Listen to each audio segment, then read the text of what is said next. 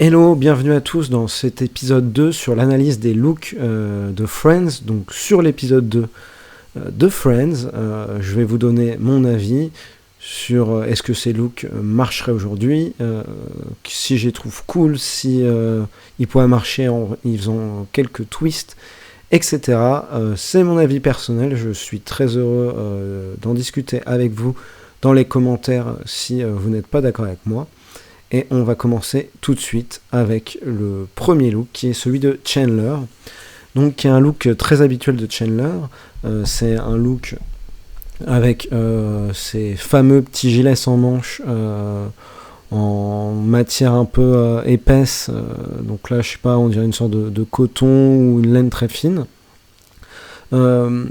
Et donc, d'habitude, je suis pas très fan de ces gilets, je trouve que c'est un peu compliqué à porter, mais celui-ci, il y a des motifs qui ont l'air sympas, une sorte de carreau, et aussi on voit des sortes de petites lignes, et on joue entre une teinte de marron et une teinte de bleu, et c'est par-dessus une chemise noire, donc chemise noire pas facile à porter, je trouve que l'association des deux, là, n'est pas parfaite, n'est pas terrible, sachant que moi j'aime pas spécialement les chemises noires, ces chemises noires années 90, ça peut très vite faire kéké.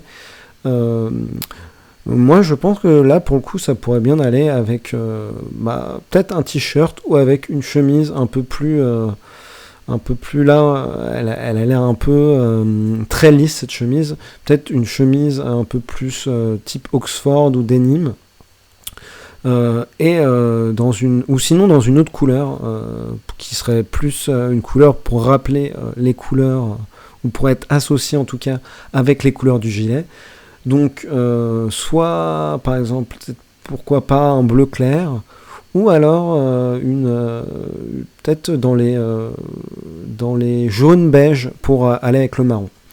Donc voilà, perso je trouve que ça marche pas trop, par contre il y a un truc qui est assez cool et qu'on voit pas trop, j'ai eu du mal à extraire l'image qui allait bien. Il a des chaussures qui sont en veau velours, en cuir, en daim, appelez ça comme vous voulez, en nubuck, qui ont une texture et une couleur qui rappellent assez le gilet, et pour le coup je trouve que là ça match très bien parce que les couleurs sont assez similaires et voilà, au niveau de la texture c'est assez similaire.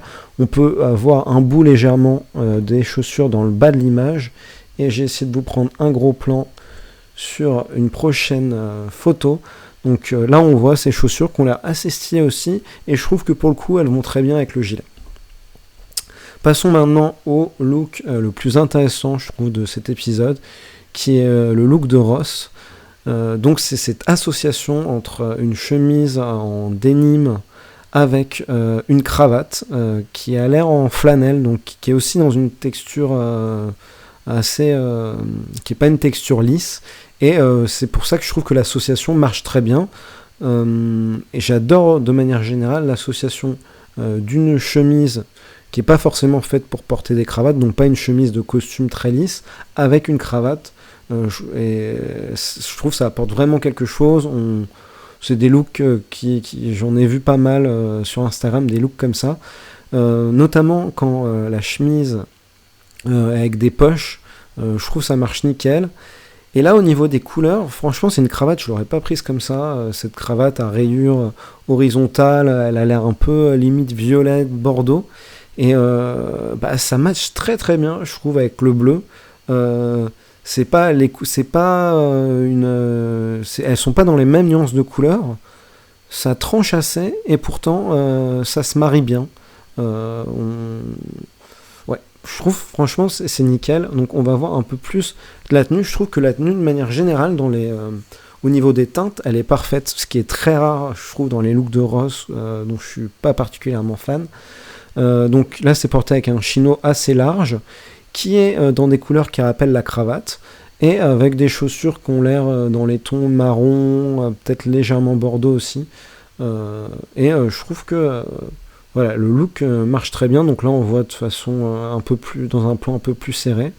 Ah ouais, c'est nickel. Peut-être que un des trucs qui va bien avec la cravate, c'est que la couleur des rayures les plus claires rappelle un peu la couleur nacrée des boutons.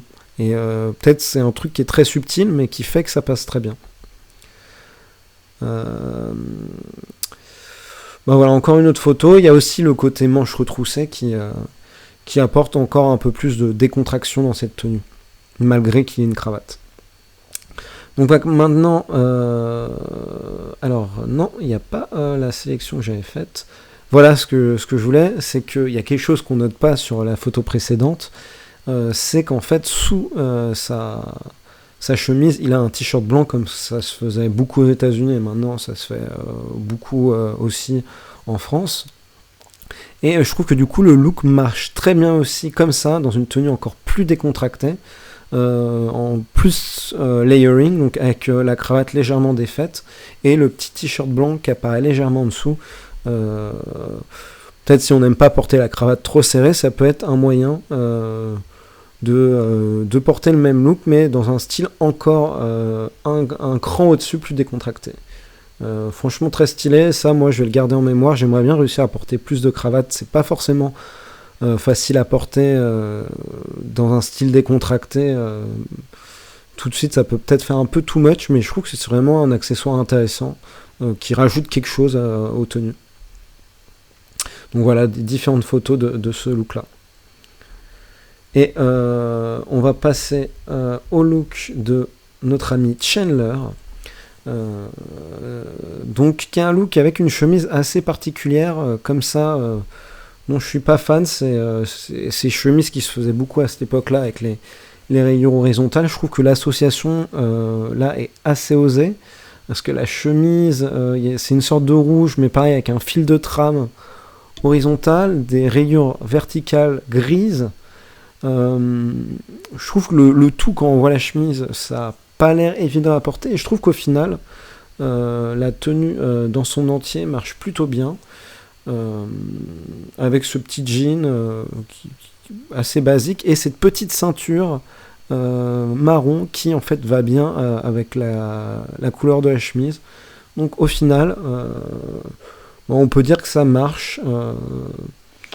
Et voilà quoi, des chemises comme ça, faut en trouver. C'est des chemises qui sont avec des manches mi-longues, on va dire, assez larges. Je trouve que c'est des chemises qui marchent quand même pas mal à rentrer dans le pantalon, sinon ça fait une silhouette très large et c'est pas forcément évident à porter.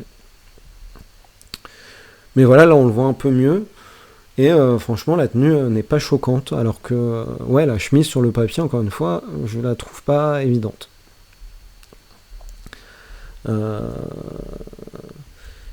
Et on va passer donc au look de Joey. Donc c'est un look très simple, c'est ce petit t-shirt V un peu près du corps, mais pas trop près du corps non plus. Les t-shirts col V, ça a tendance un peu à faire pareil qu'Ecos années 90. Là, peut-être que ça marche parce que c'est avec un pantalon noir, c'est très sobre, donc c'est dans une esthétique, on va dire, un peu minimaliste, et je trouve que ça marche plutôt. Après, pas grand-chose de plus à dire sur la tenue. Mais je trouve que sur lui, là, ça n'avait pas plus kéké que ça. Peut-être parce que c'est un peu large, il y a des sortes de petits bords-côtes sur le t-shirt. Pareil au niveau du col, donc ça apporte un peu plus d'élégance à des cols qui, si c'est un t-shirt très simple, peut-être ça pourrait être moins élégant. Là, je trouve que c'est assez cool, et je pense que c'est grâce à ces petits détails sur le t-shirt que ça marche. Ensuite, on va voir une autre tenue que, voilà, je l'ai mise, mais c'est pas la tenue la plus intéressante. C'est très, aujourd'hui, ça fait un peu papy. La forme est très large. Je trouve que c'est pas évident de porter ce genre de vêtements comme ça. Peut-être avec une découpe plus près du corps, ça passerait bien. Mais voilà, c'est des couleurs très ternes, etc. De la même façon que dans les épisodes précédents, j'avais dit qu'on pouvait éventuellement essayer de mettre une casquette pour apporter un peu de nonchalance et une petite note de modernité. Je pense que là, tout de suite, ça apporterait quelque chose si il y avait une casquette dans des couleurs peut-être un peu plus voyantes, comme par exemple du rose ou du jaune. Je pense que ça pourrait apporter un peu de peps, et pareil en mettant des sneakers, mais c'est un peu toujours la même formule dont je parle, mais c'est le seul moyen que moi je trouve de porter des tenues qui peuvent paraître un peu ringarde telle quelle, c'est de rajouter ces 2 petits détails, des sneakers et une casquette par exemple, qui peuvent moderniser une tenue. Et donc là, bon, c'est pas un des personnages principaux de Friends, c'est le personnage avec qui Rachel était censée se marier. Et donc je faisais un petit zoom sur ce petit col qui a l'air un col Mao ou un col officier, peut-être plutôt Mao. Et je trouve que c'est très cool quand on veut porter une tenue peut-être un poil plus formelle, donc avec une chemise rentrée dans un chino ou un pantalon à pince comme ça, d'avoir un col Mao ouvert. Le col Mao ouvert, ça apporte un peu de... Pareil, peut-être un peu plus de nonchalance. Le col Mao, je trouve c'est un col qui tout de suite apporte un style particulier. Et je trouve que les cols, ça peut vite prendre un petit côté ringard, les vrais cols. Donc, un coup, on va porter plutôt des grands cols, un coup plutôt des petits cols, un coup des cols très en pointe. Le col Mao, il a toujours une forme qui est un peu toujours la même. Qui quand on ouvre un bouton, ça garde une certaine élégance. Alors que sur certaines chemises, par exemple, avec un grand col, ça peut direct faire un peu style un peu mafieux italien ou un peu kéké aussi. Donc voilà, je trouve que c'est quelque chose qu'il n'y a pas avec le col Mao. Surtout sur une chemise bien rigide comme ça, on en voit beaucoup sur des chemises en lin. Moi je trouve que ça marche mieux sur une chemise un peu plus structurée comme celle-là. Et aussi, il y a quelque chose, on n'en parle pas forcément souvent, mais je trouve qu'avec les chemises avec des vrais cols, un truc qui est compliqué, c'est quand on met un pull par-dessus. Parfois ce col, on ne sait pas trop quoi en faire. Soit on veut vraiment le mettre par-dessus le col, mais dans ce cas-là, ça fait un style très BCBG, avec vraiment le petit pull et le petit col par-dessus.